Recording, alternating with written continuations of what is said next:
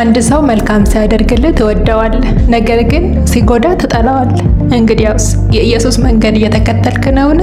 ኢየሱስ የሚወዳችሁን ብቻ ብትወዱ ምን ዋጋ አላችሁ ብሎ ጠየቀ። ከዚያም ጠላቶቻችሁን ውደዱ፣ ለሚያሳድዷችሁም ጸልዩ። ነገር ግን ይህን በእውነት መኖር እንዴት ይቻላል? የጎዳን ሰው መውደድ ትችላለህ? ይህን ጥያቄ ለመመለስ እስከ ቪዲዮ መጨረሻ አብራችሁን ቆዩ። ሁላችንም የሚወደንን ሰው መውደድ እንችላለን። ለእኛ መልካም የሚያደርግልን ሰው መልካም የማድረግ ቀላል ነው። ግን የጎዳንን፣ የበደለንን ወይም የሚጠላንን ሰው መውደድ እንችላለን? ኢየሱስ የሚወዱንን ብቻ እንድንወድ አላስተማረንም። ጠላቶቻችሁን ውደዱ፣ ለሚያሳድዷችሁም ጸልዩ ብሎ አስተማረን እንጂ። ዛሬ ይህ ትምህርት ምን ማለት እንደሆነና በሕይወታችን እንዴት ልንተገብረው እንደሚገባን በዚህ ቪዲዮ የምናይ ይሆናል። አንድ ሰው መልካም ሲያደርግልህ ብቻ የምትወደው፣ ክፉ ሲያደርግብህ ብቻ የምትጠላው፣ በጥላቻም የምትመልስለት ከሆነ ይህ የክርስቶስ መንገድ መከተል አይደለም። ምክንያቱም የዓለም መንገድ መልካም ላደረገልህ መልካም አድርግ፣ የጎዳን ግን ጥላ የሚል ሊሆን ይችላል። የኢየሱስ መንገድ ግን ከዚህ የተለየ ነው። ኢየሱስ ጥላቻን በጥላቻ እንድንመልስ አላስተማረንም። ይልቁንም በፍቅርና በጸሎት እንድንመልስ አስተማረን እንጂ። በማቴዎስ ወንጌል ምዕራፍ 5 ቁጥር 44 ላይ ኢየሱስ እኔ ግን እላችኋለሁ ጠላቶቻችሁን ውደዱ፣ ለሚያሳድዷችሁም ጸልዩ ይላል። ይህ ቃል ለክርስቲያን ሕይወት ትልቅ መለያ ነው። የሚወደን መውደድ ቀላል ነው። መልካም የሚያደርግልን መልካም ማድረግም ቀላል ነው። ኢየሱስ ግን ከዛ በላይ ይጠራናል። የሚጎዳንን፣ የሚያሳድደንና ክፉ የሚያደርግብንን ሰው እንኳን በፍቅር እንድንመለከት ያስተምረናል። ማለትም ክፉ ነገር የተደረገብንን ነገር እንደ መልካም እንቀበለዋለን ማለት አይደለም። ክፋትን እንደ ክፋት ማወቅ አለብን።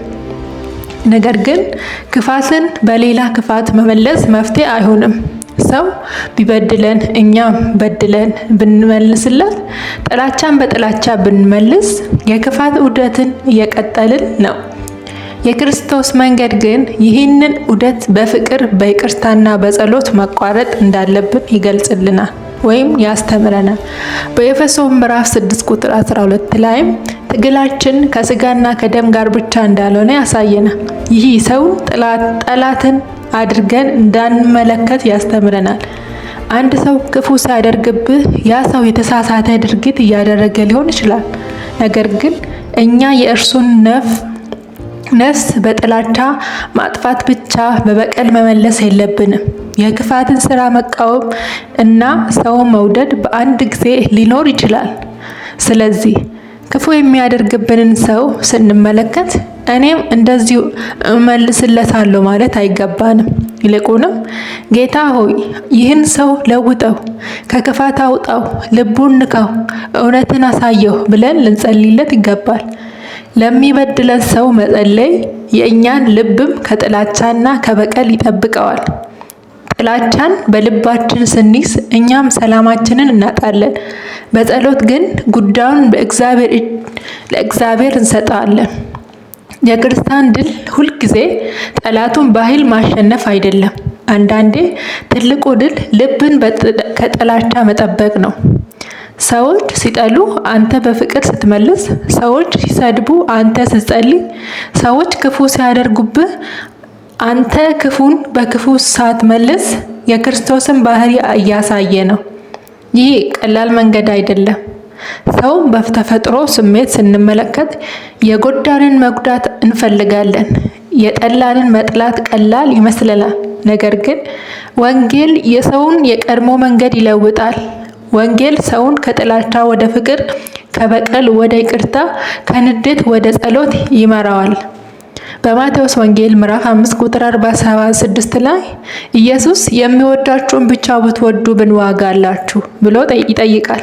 ስለዚህ እውነተኛ ፍቅር የሚፈተነው ለእኛ መልካም ሲደረግልን ብቻ አይደለም፣ ከባድ ሁኔታ ሲመጣና ሰዎች ሊጎዱን እንዴት እንደምንመልስ ላይ ነው። ሲጎዱ እንዴት እንደምንመልስ ላይ ነው። ያን ጊዜ ነው በእውነት የክርስቶስን መንገድ የተከተልን መሆናችን የሚታየው። ስለዚህ ዛሬ የጎዳን ሰው ካለ በልብ ጥላቻ እንዳያደርግ አትፍቀድ። የተደረገብን በደል ለእግዚአብሔር አስረክብ። ለዛ ሰው ጸልይ። ክፋትን አትደገፍ፣ ነገር ግን በጥላቻ አትመልስ። እግዚአብሔር ልብን ከመራራት ይጠብቅ። ያንንም ሰው ወደ እውነት እንዲመልሰው ጸልይ። ይህ የክርስቲያን መንገድ ነው። ይህ የኢየሱስ ትምህርት ነው። ጠላቶቻችሁን ውደዱ፣ ለሚያሳድዷችሁም ጸልዩ። ወንጌል ይለውጣል። ወንጌል ስለ ኢየሱስ ነው። ኢየሱስ በተከተልን መጠን ፍቅሩን ለሌሎች እናሳያለን። ይህ ትምህርት ልብን ከነካው ለሌሎችም አጋራው። ምናልባት ዛሬ አንድ ሰው ይቅር ማለት የሚያስፈልገው ይህንን መልእክት በመስማት ሊሆን ይችላል። ለተጨማሪ መጽሐፍ ቅዱሳዊ ትምህርቶች ይህን ቻናል ሰብስክራይብ አድርጉ። ቪዲዮውን ደግሞ ከወደዳችሁ ላይክ እያደረጋችሁ